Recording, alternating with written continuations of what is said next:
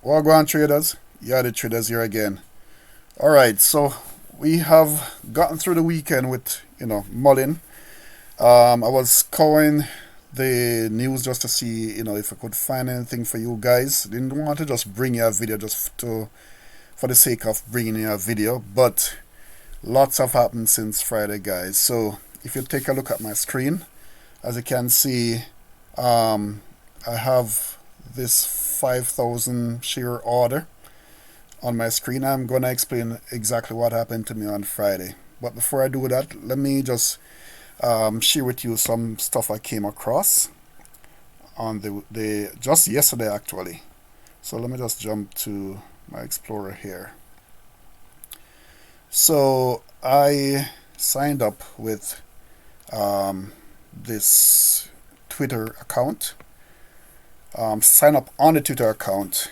So just to see if I could find some news. So it's poke. The Twitter account is called r/Mullen.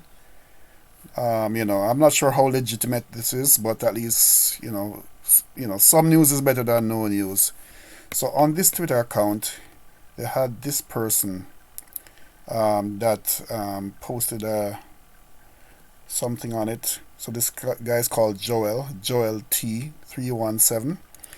So he apparently was at maybe the exhibition, the work truck week.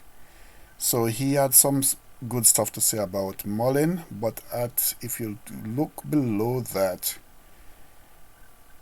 one person was saying that this guy, he's literally a bag holder, just trying to maybe pump his bags. And see one of his posts from January.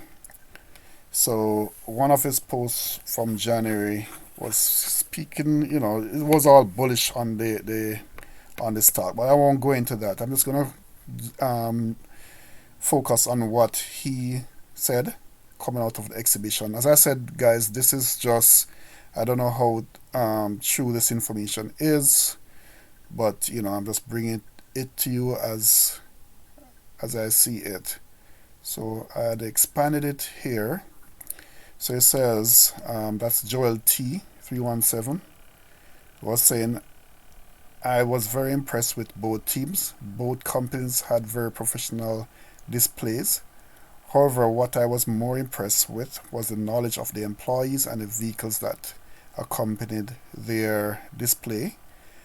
And Bollinger had at least 8. Everyone I spoke with had years of experience from previous employment at automotive leaders in the industry. I was there because I own a small business in Fishers, Indiana, and going green is important to me and my clients. So this is what this guy was saying. So he was speaking about, he tweeted out, in terms of the make. Let's see here. Currently make or chuck. I don't know how to pronounce this word. Is Tal or Arbortech. Currently make or chuck bodies, and they also had a display. So we won't look at that. Let's see if where else he spoke about Mullen.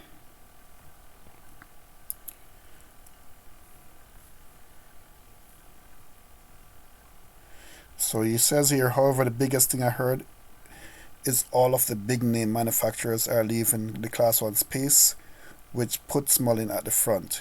The urban utility chassis is very clean as well, which will make it easy to put a variety of bodies on it. The innovative design allows for a 14-foot box, which is awesome. And the forward cap design allows for tight turns and better visibility, which is great in city areas. Production for both vehicles will ramp up late summer, early fall at Mississippi plant. So let's see what else is here. So with that said, I'm very excited about the future of Mullen and Bollinger Motors. This is not financial advice, just what I was told and observed. Do your own diligence. Alright, so apart from that, he showed some pictures apparently of the event. So let me see if I can bring that up. So this is the truck.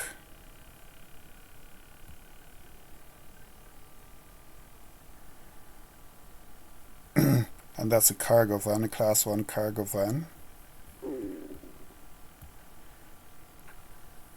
And then he had pictures of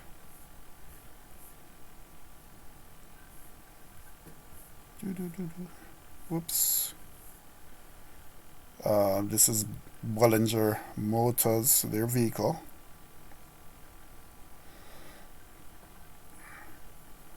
Alright, I don't know who these guys are, but this is the vehicle behind them.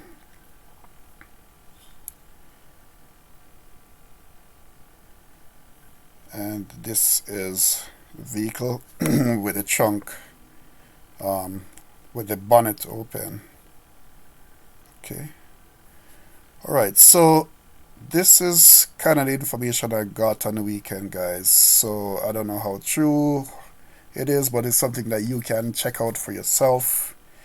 But, you know, I'm going to jump into the stock here, have a chat with you guys as to what's going on. Okay, so looking at Muln,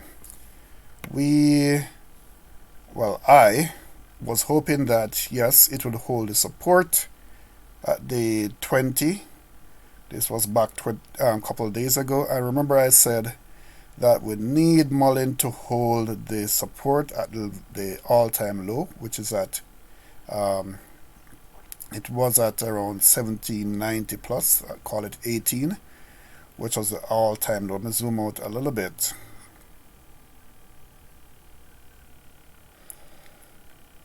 Yeah, that's a little bit too much there.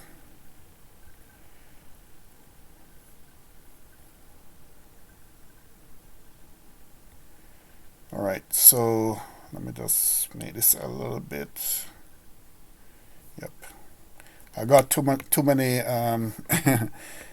pattern charting on my screen, so you guys won't see it properly. But here was the all-time low at around 17, call it 18 cents. So we have now broken down below the all-time low, guys. So we are in uncharted territory. For me personally, as I said, I try to protect my investment, and I also encourage you guys to do so. So I had set my stop loss to sell some of my my shares in case it drops below the 18, the 20 cents, and also below the 18 cents. And I look at this, guys, we're now at 16.85, guys. So this is very high risk. It was high risk before, and this is now turn up the heat on this stock, guys. This is very high risk. This is uncharted territory we're in right now. So what had happened to me, as I said, my stop loss kicked me out in terms of some of my stocks. And what I've done, once it kicked me out, you know, I encourage everyone to do this, to make sure you have a stop loss in place. And, you know, don't get too married to the stock. You want, at the end of the day, the stock to run, yes, but you don't want to get too married, and then you have fear in terms of, you know, when to sell, when to buy. So it kicked me out, and once it started falling, immediately I set a buy order. So this is actually a buy order. So if the stock comes back up to this level at 1750 thereabout, it automatically will buy. I won't miss out in case the stock start running back up, guys. But at least I am holding the cash in the account. Order is set, ready to start buying again. Alright, so let's see what's going on here now. In terms of yes, let's take a look at Yahoo Finance. Did we have a sell-off? So as you can see, Muln fell 6% thereabout. Pre-market, almost another 2%. Market cap is at 361 million. So we didn't have much of a sell-off. We went all the way down to 336 last week, guys, remember. So we did not have much of a sell-off. We're at 361 million. The volume came in higher than average, 289 million compared to 219. But if you take a look at the overall market, guys, market fell almost 2%, TSX, S&P almost 1.5%, Dow almost 1%. So Friday was a bad day, guys, for stock. So if you may have heard, there was a run on a bank, SVB, Silicon Valley Bank, where a lot of customers made a run on the bank in trying to get their investment out. This could have a ripple effect on the overall market. So if you look at the overall market, guys, it was pretty bad on Friday. Lucid fell, Rivian fell, Neo fell, all the stocks fell, guys. So despite the news that is coming through from Muln, or let me rephrase that, there is lack of news that's coming from Muln, because I'm not hearing much about the workshop day, even on the main news, even on the financial channels, BNN, Business News Network. I'm not hearing anyone speaking about Muln. So the PR, I think from Muln side is pretty bad. I've not heard anything about Shock Week anywhere apart from the searches that I have made. So the PR is pretty bad. I don't know why. But I think, this is my thought, guys. I think once the mainstream media starts speaking about Muln, that is when the stock will start running. But, the company itself is doing a bad job with regards to putting PR out there. Let's take a look at the options, guys, to see what's happening. So options that came in was 43,000 on the calls, small amount on the puts. Open interest for this week, 33,000. Next week, 14,000, and for the following week, 14,000. All right. So as I said before, guys, we're in uncharted territory. Make sure, despite the fact that, yes, at the end of the day, Muln, you're being bullish on it, which I am. I think at the end of the day, it will go up. Make sure you protect your investment, guys. So right now, as I said, I'm using my trailing, my stop loss, my setting the buy orders in case the stock start running. If in case the stock goes further down, I will pull my buy order down right above where the stock prices are. But this is right now uncharted territory. We don't have any support levels that we can use to guide us to see how low the stock will go. So just be very careful at this stage, guys. The RSI is way oversold. But on the other end, the MACD is looking very bearish, guys. There are a lot of red lines here. Doesn't look as strong in terms of the level of bearishness compared to this when we're at this level. Doesn't look as strong, but we're still in a very bearish territory, guys.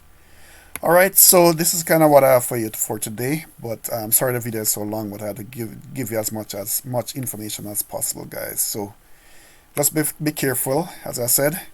And as per usual, if you like this type of content, don't forget to hit the like button and don't forget to subscribe. Take care, guys, and until another day.